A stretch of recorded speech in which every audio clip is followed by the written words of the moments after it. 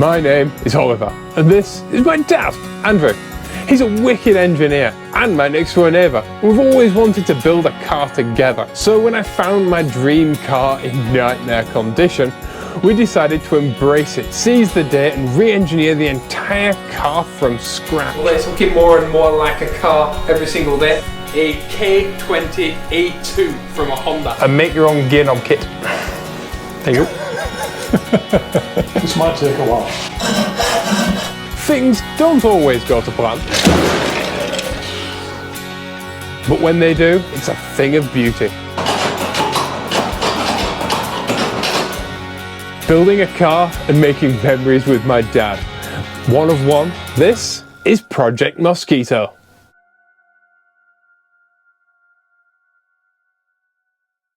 Welcome. This is our radiator for Mosquito. It is a Japanese-made Koyorad for a Mazda RX7, and it needs to fit on a jaunty angle in the front of Mosquito, which isn't the easiest of feats because it's a very big radiator and it's a very small car. So we really want this car to function really well in high temperatures and be able to drive really long distances. Yeah. So it's got to be able to go up into the Alps. You know, the French Alps, the Italian Alps, and then all the way down to Morocco, up to the Atlas Mountains, and down to the Sahara Desert. Yeah, so from the centre of France to North Africa, this thing cannot be, like, it needs to be unshakable, doesn't it? And when you're doing such long distances and you're driving in such high temperatures, it's so important that you can trust the car and that you have reliability, because you don't want to be stopping, you don't want problems, you don't want anything. No. It's the whole point of building something for it, isn't it? Yep. So our air needs to come through the front of our car, through our radiator on a jaunt angle, and then be ducted down the sides of the car through the wheel wells and away, just like it is in a CLK GTR. But we also have a massive heater for winter, which also lives in the front of the car, because it also gets to, well, in fact, during the filming of last week's video, it was -12 Celsius, which is 5 degrees Fahrenheit. And our radiator duct needs to be our impact absorbing structure. Yeah, crash protection, because obviously you need a crumple zone in the front of any car. And so we need, by law, we need a absorbing structure on the rear, which will be our exhaust system and our boot/trunk. And on the front, we need absorbing impact, which will be our radiator structure. So we have a lot to pack into this very small space. We need venting. We'd like to run some cabin vents up from here. Yep, so we can get nice cool air into the cabin. We need an intake for our heater. We need crash protection, and we need a massive radiator. Yep, as well as being able to fit the spare wheel all in this section. Hopefully. Fingers crossed. Right, let's get cracking, shall we?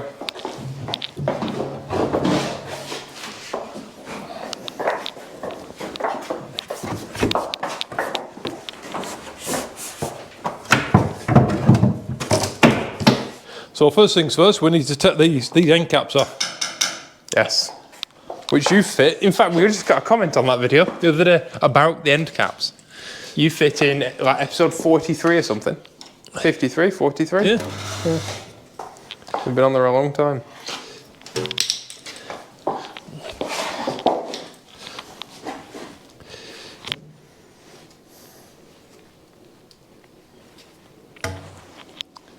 It's a satisfying sound, that, isn't it? It is.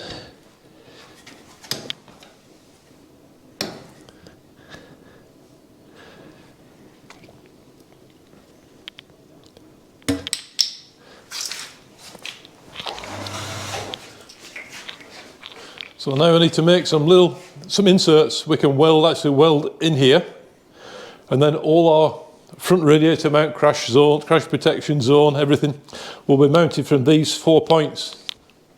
So in the event of an accident, we can literally unbolt this whole front section and replace it with a new one.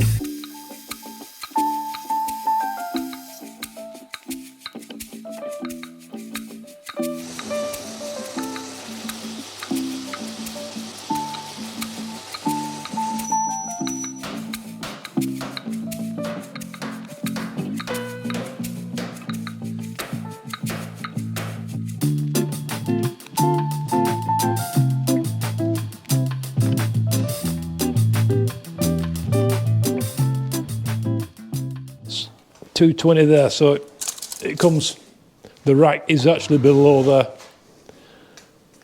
bottom of the radiator, and the bottom of the chassis rails are even lower than that. It's quite a lot of leverage, isn't it? Quite a low way. Yeah. The radiator weighs next to nothing, but when it's full of water, obviously a litre of water is a kilo. It's a 13 litre radiator, so 13 kilos at... That's 28 pounds, 29 pounds? Yeah, at 40 centimetres, 40 something centimetres from the bottom mount. 46, 46 centimetres from the bottom mount. That's quite a lot of leverage. If you get kind of 13 kilos and hold it in an arm like that, outstretched, you'll soon feel heavy. Never mind going round corners at 100 mile an hour and forces that it'd feel.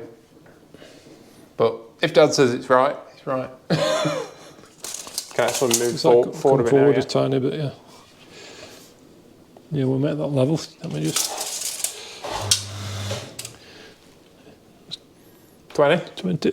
Can I just measure from the R to the R? Okay.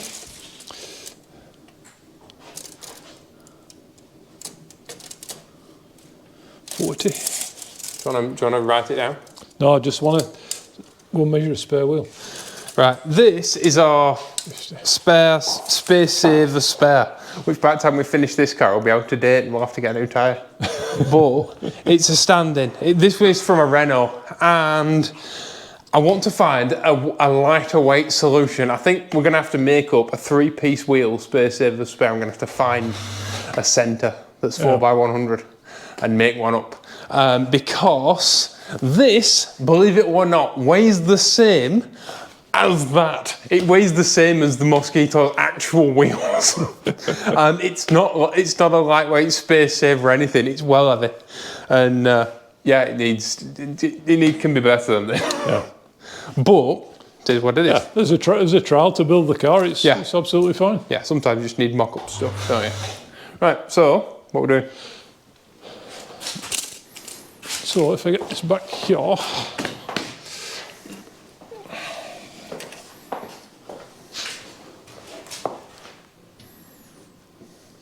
We've got room on this side.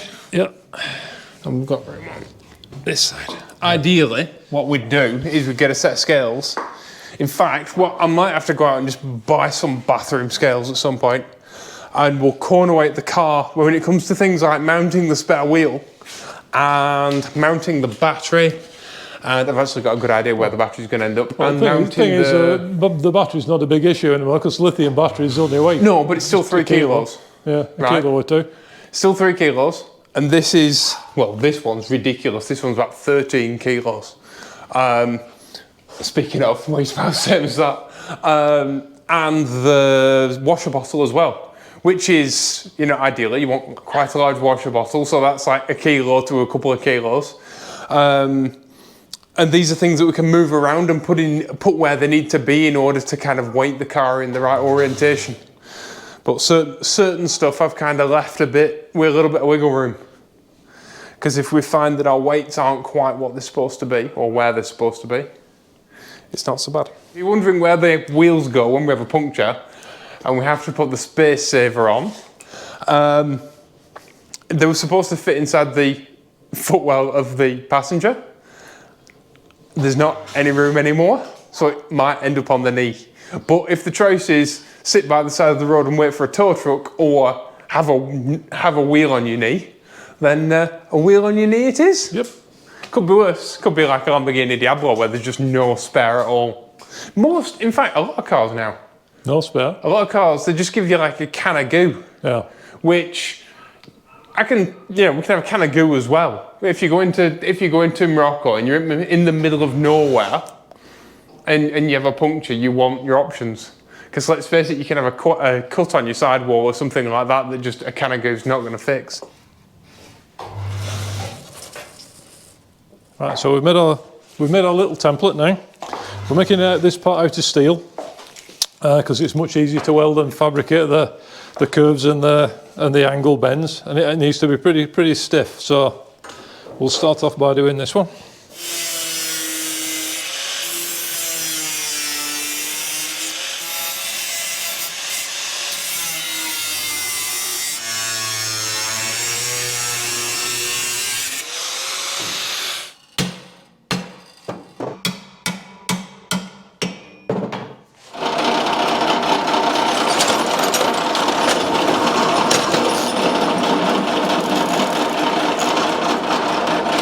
this is all in aid of getting a single face that we can bolt stuff to, because these points are all well and good, but they are all at they're on different planes, they're different distances apart, and it's all a bit random. And what we need to do, well, it's not random, they're exactly the same on both sides, down to flipping like decimals of a millimetre, but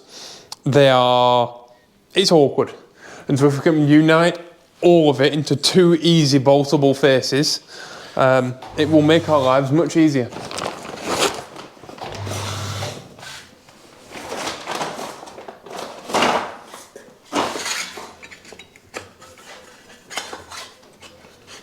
Like it was made for it.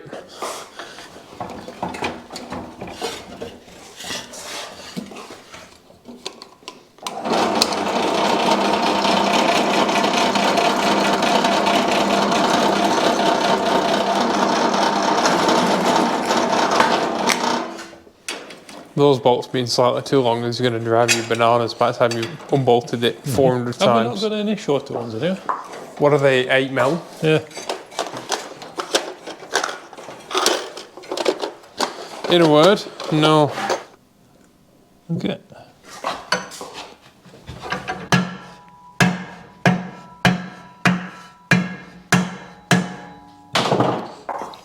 I'm just thinking, do we need to take the coilover off and lift the suspension up? Just check we've got enough clearance there.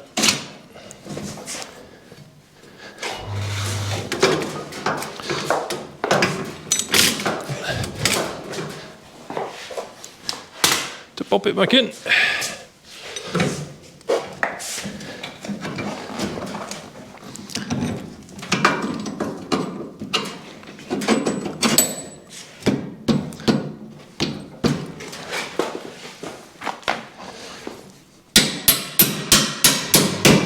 There you go. All the room. Yeah, you can never hit it. Nope.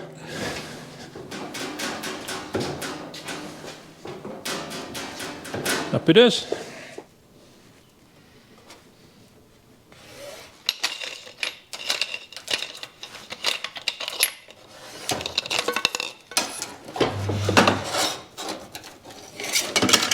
Ow, sharp.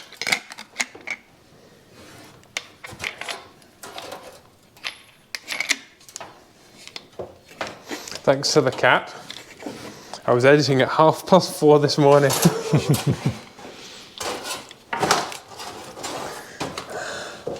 Because she decided that that was the time that I should get up. Yeah, as soon as I get up and started editing, and had a cup of coffee, and she went to bed.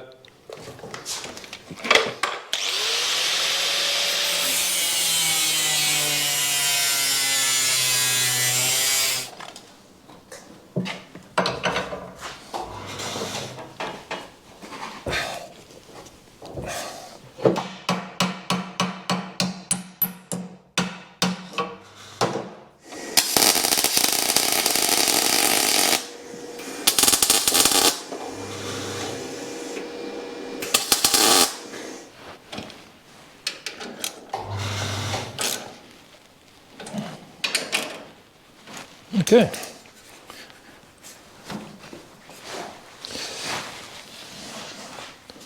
Let's do that again now.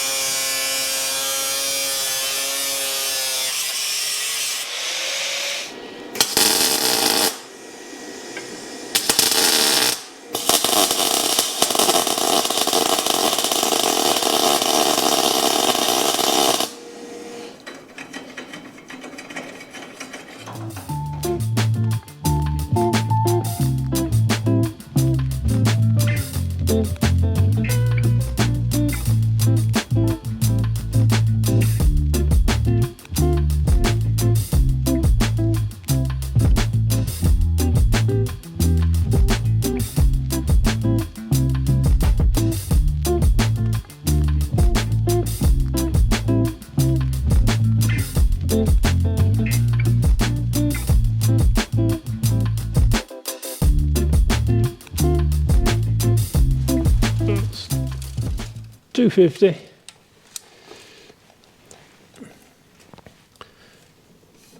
$38. Need such a big flange, yeah. Eh? Need such a big flange up here, yeah. Yeah, because we can, if we've got it, we can cut it down if we don't make it big enough. This is true. So, how are we going to cut this alley? Tin snips or grinder?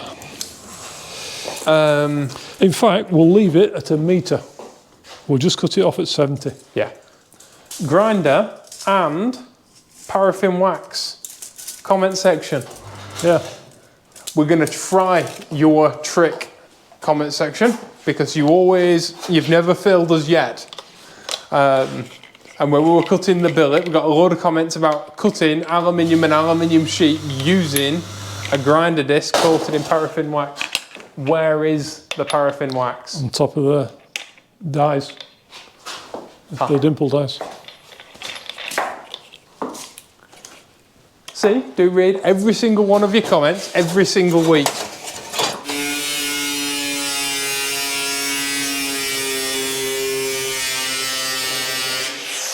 That's whether it'll Get you on right on. Oh, you nailed right on it? Mm-hmm.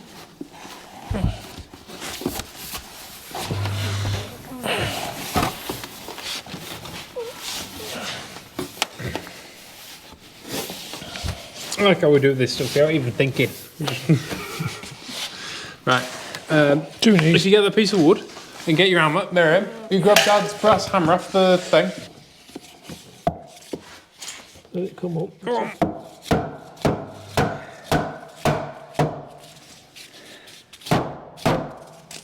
Try not to breathe into my microphone.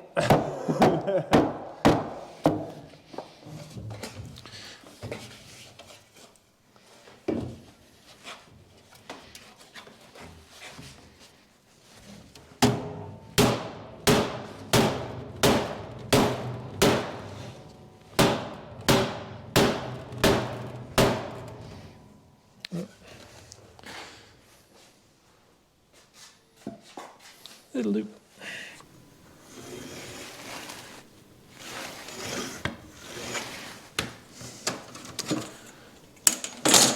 This is the complete opposite from doing the windscreen frame because it's just complete concentration of this is like expensive material. It's not just that, it's going to get a sheet is expensive because you got to go and you got to drive and you got to do the whole thing and it's half a day. And so we really don't want to mess it up.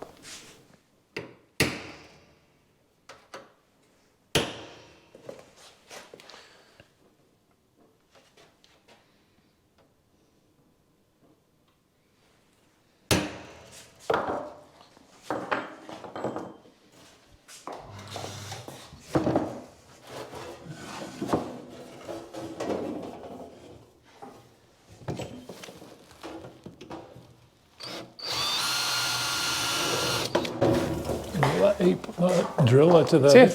8.8, 8.5. This one. This one that I prepared for you earlier. Ta-da! Occasionally, we like a well-oiled machine. Okay, only occasionally. Occasionally.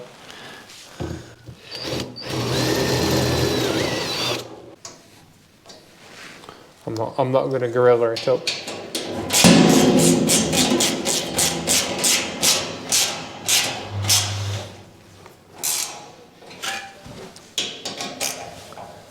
Thing is, it can have a flange on. Yeah. We're going to have to put it's going to have a vent structure inside to obviously vent the air that's coming out of the radiator down the sides. You can't just have it ramming into this. But obviously we need structure to bolt vents to, well, rivet vents to. These rubber feet we've taken from a washing machine. But they are exactly well, actually, the washing machine that was in the corner of the room in the first 30-something episodes of this build has eventually given its bungs over to this. The safety bungs that stop the big concrete block moving about the front edge. make some little steps Yeah. for it to sit in. We're gonna need a bit of pine. I think. Yep.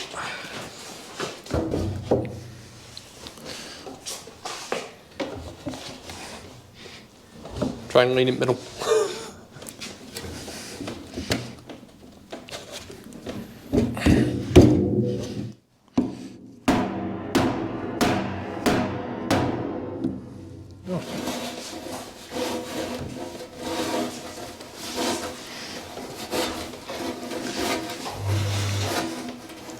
You got walls on your side now and you're all only on mine.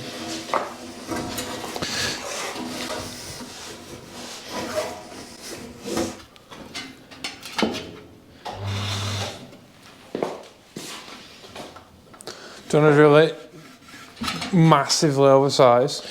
Well, we can use a roll cage tube, It's alright, I've already. 41mm, and then we can file it out to whatever we need, because it's got to come along there maybe a little bit as well to allow us to get it in and out.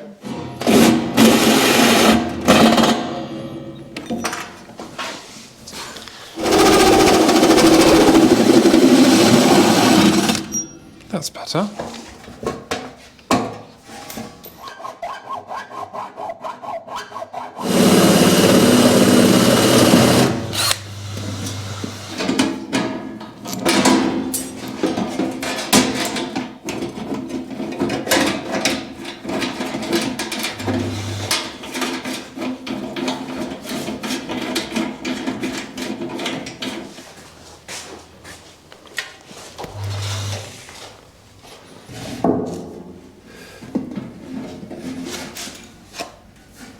Before we go any further, I'd like to say a huge thank you to Andy Wood, Alex Bottomley and Doug Schott, who are our Slicks Tiers Patreon members. Yes, thank you very much, guys. Help us make the videos that you love to watch. If you want to check out our Patreon, there's a link in the description.